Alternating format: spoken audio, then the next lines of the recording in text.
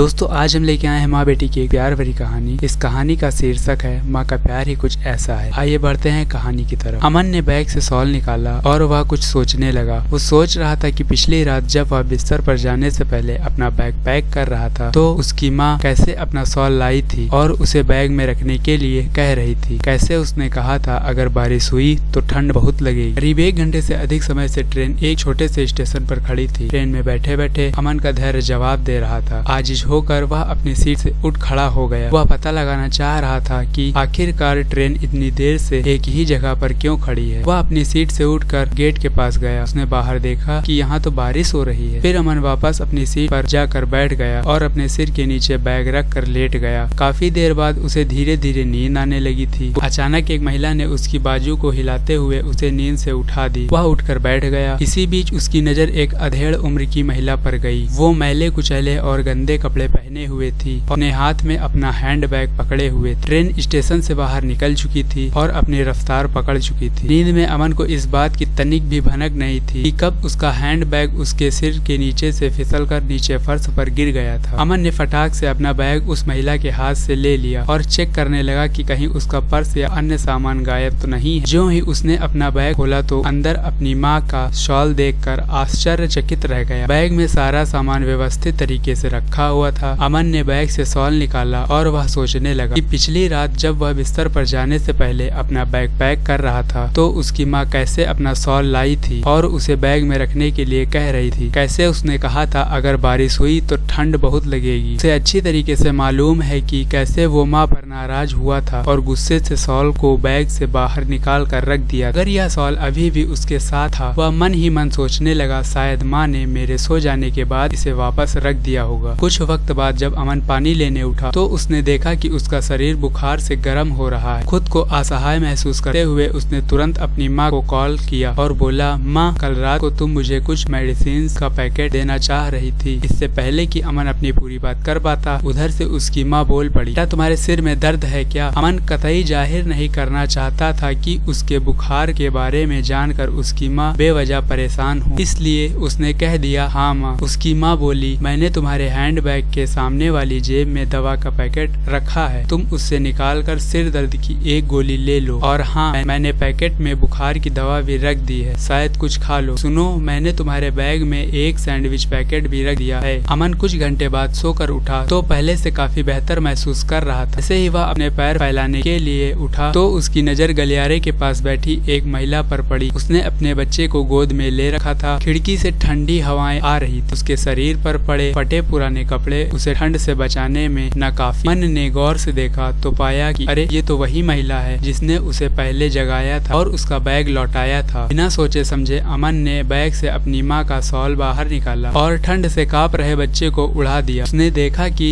बच्चा कैसे अब सुकून से सो गया है। अमन ने सोचा वह एक नहीं बल्कि 2 माताओं के प्यार और स्नेह की चादर में लिपटा हुआ था। माँ के प्यार की तपिश ही कुछ ऐसी है। आपने इस माँ बेटे की प्यार भरी कहानी से क्या शिक्षा पाई कमेंट बॉक्स में जरूर बताएं। अगर कहानी अच्छी लगी हो तो एक प्यारा सा लाइक दे दें। अगर अभी भी आपने चैनल को सब्सक्राइब नहीं किया सब्सक्राइब कर दें ताकि आने वाली वीडियोस आप तक जल्द से जल्द पहुंचती रहें। मिलते हैं अगली कहानी में, तब तक के लिए जय हिंद जय भारत।